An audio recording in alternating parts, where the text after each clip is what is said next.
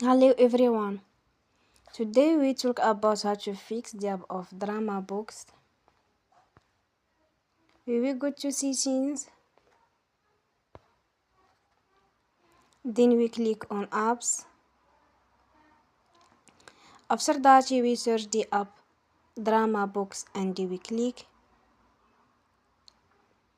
Then we will on for stop. After that we go to storage.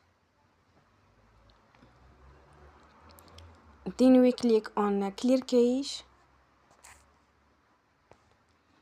In the end, you will turn off your Wi-Fi and you will turn again. Don't forget to support us by like and subscribe.